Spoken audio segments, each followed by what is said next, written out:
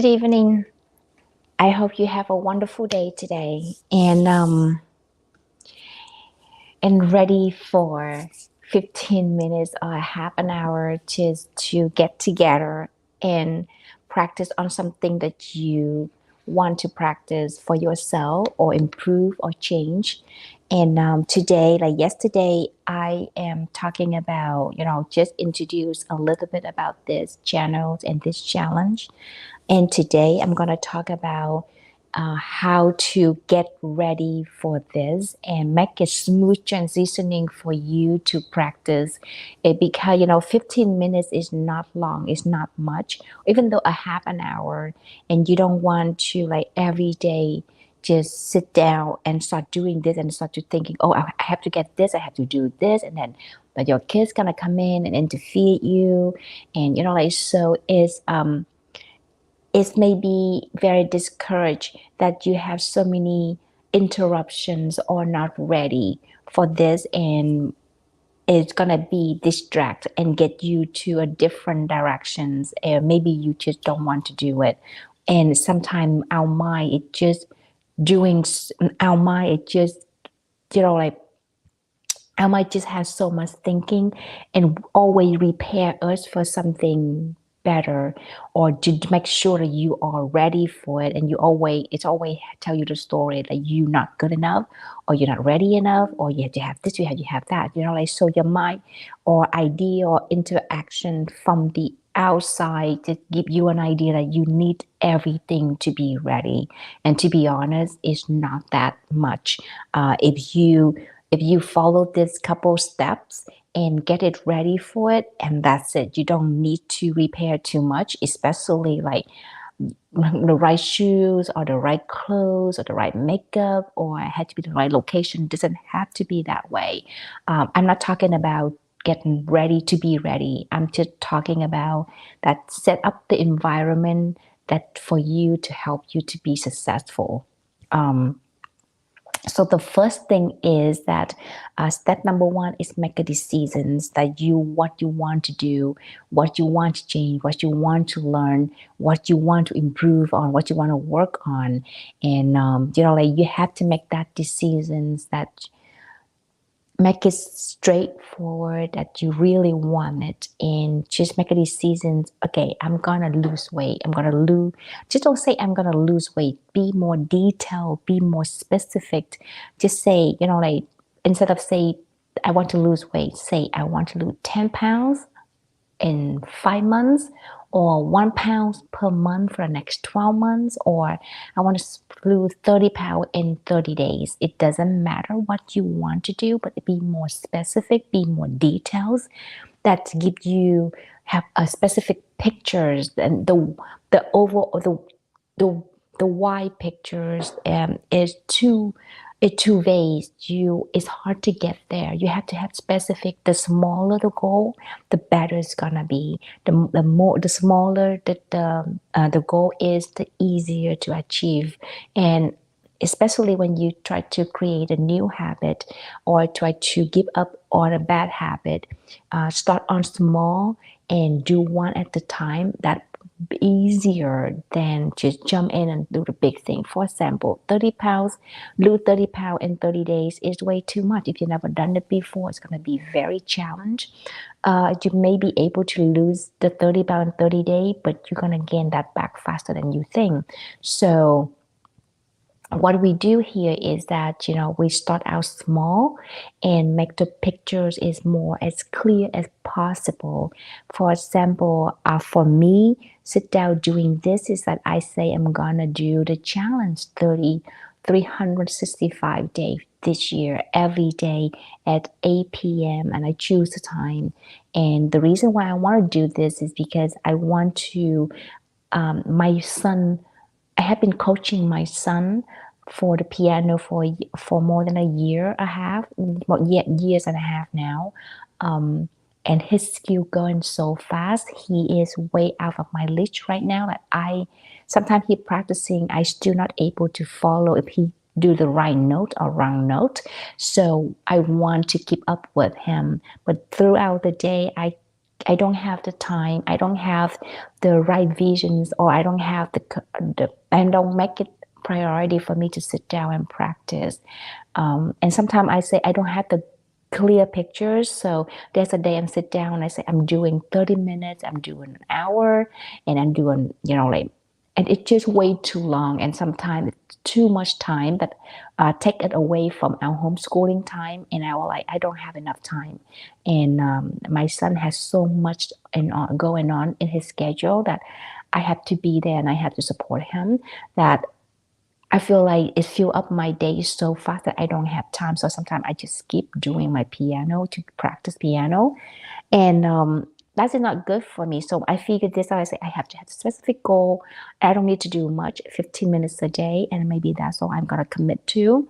And let's see how it's go. My goal is not play professional piano, but I'm gonna learn what my son learned. I'm gonna practicing and get ahead of him if I can, or I can practice my ear listening. And so when he played the wrong note, or when he skipped something, I was able to pins it out for him and helping him to practice and get better. I don't, like when you sit down and practice, you rather practice correct. You don't want to practice wrong.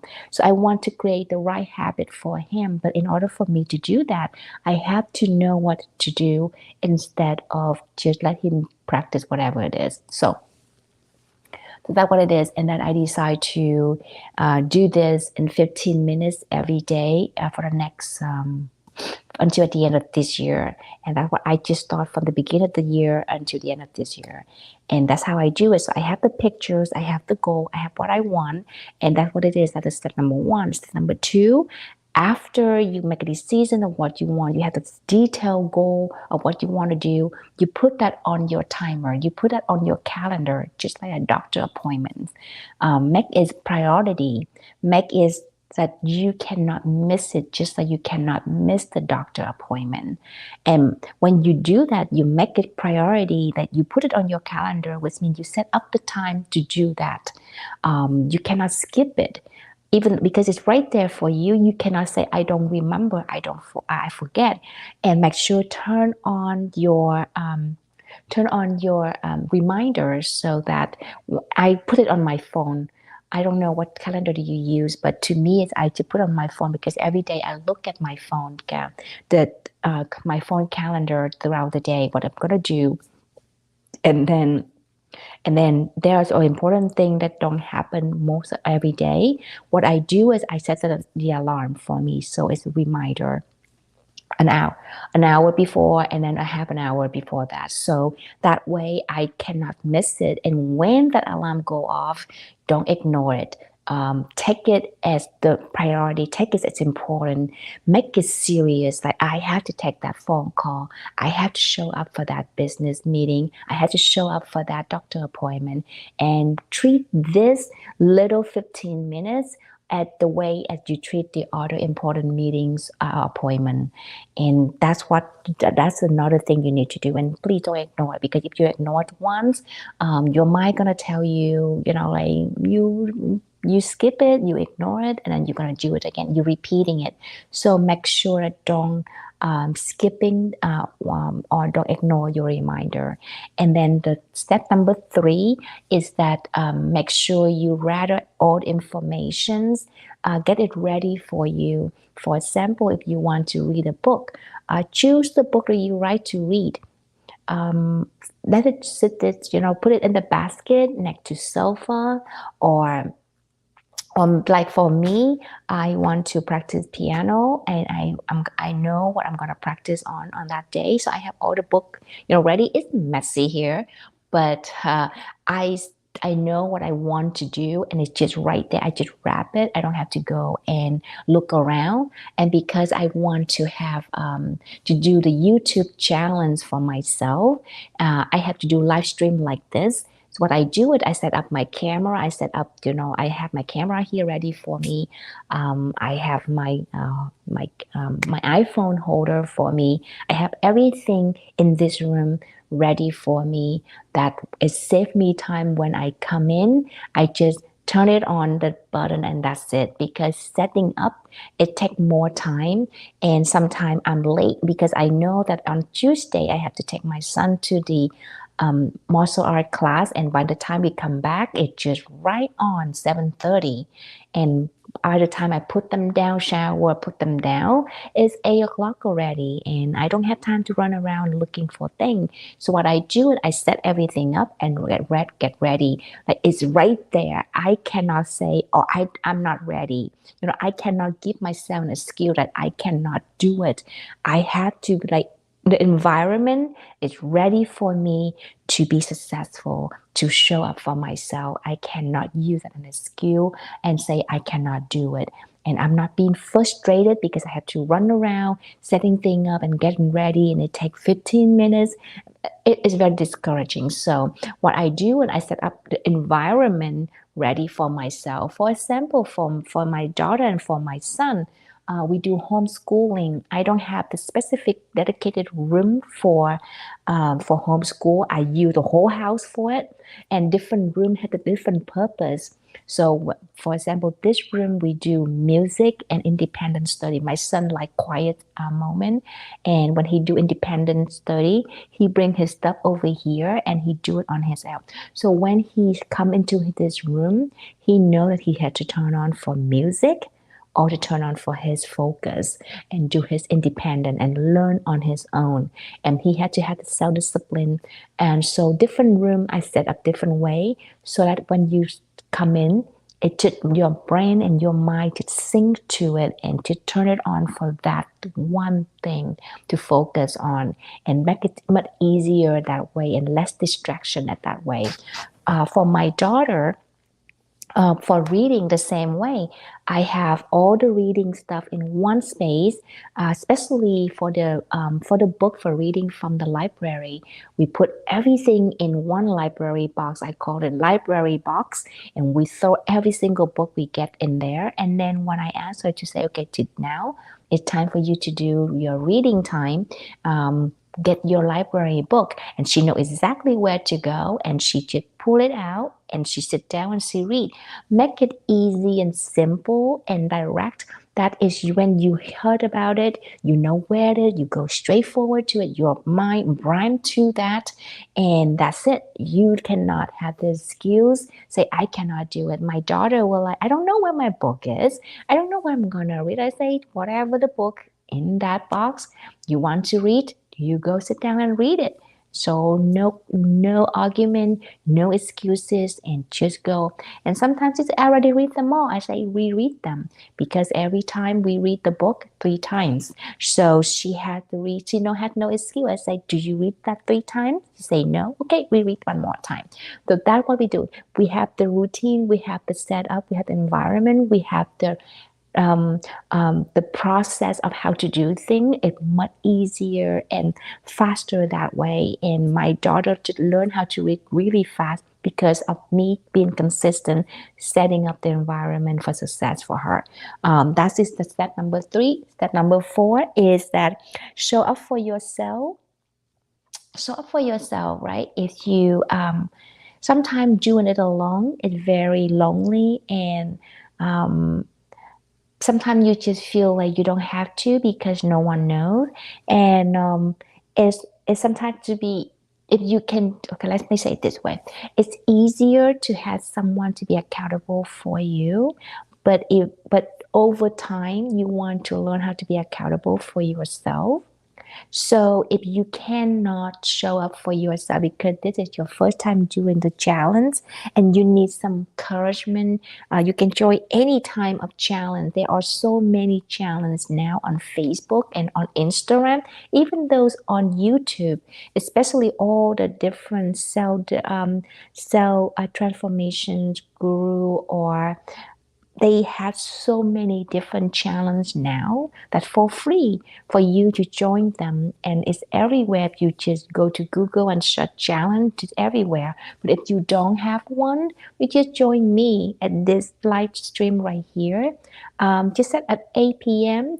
turn the YouTube on, maybe listen to me for the whole thing or just a little bit and then turn it off and go back to what you're doing. Just grind yourself into it. And if you don't have anyone to accountable for you, just like me, I don't have anyone, and I use the YouTube channel just accountable for me. And to be honest, it's very effective for me because I cannot say I cannot show up because I know, even though now I have no one watching me, but I know one day it will be, because it's live over there. It's live out there on the internet. So my video is on the internet and I want to be consistent, and it's not for everybody and not for everyone out there. It's for myself. And like, I will know it if I'm not showing up for myself. So I use this as accountable for me. And before, even though I don't have anyone to show up for or anyone accountable for myself, I'm accountable for on myself. I can see that a little bit challenge, but at the same time, because I make it so priority and I put everything on my phone. If I don't have to put it on my phone, I have the checklist. I have the calendar checklist. I've checked all of those, and that's what I use for to tracking me to make sure I'm accountable and I'm showing up. So if you so make sure that you show up and show up here on live stream. If you don't have anyone accountable for you and you feel that you cannot do on your own, use this live stream as an excuse for you to show up and to do it. Okay. The step number five is okay, I'm missing one step here then. The step number 5 is communicate with your family, communicate with other people to make sure, especially when you're at home, you have your younger children that they like to have your attentions. So especially when kids, especially with my kids, they know I'm here and I'm doing this. If I see me and they just want to be in the background when I'm, on the YouTube like this. So what I do is I communicate with them. I let them know this is important for mommy. And I do that during the dinner time, and I make it very clear for a whole month.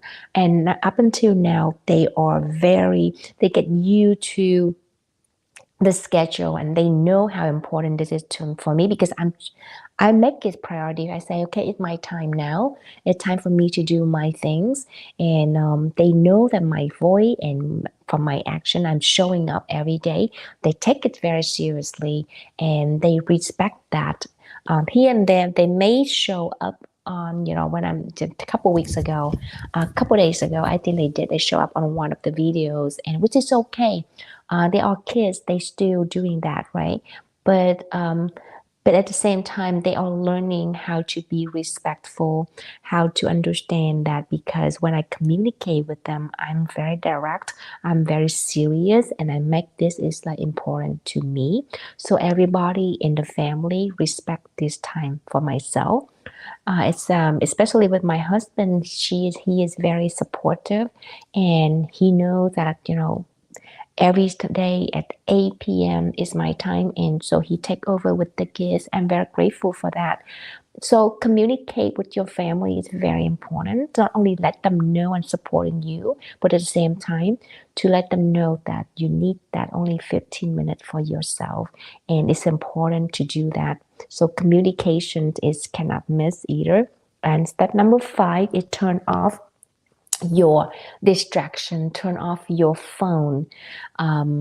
When you are in the locations, when you in this bit, I am in this room, I am turn off everything.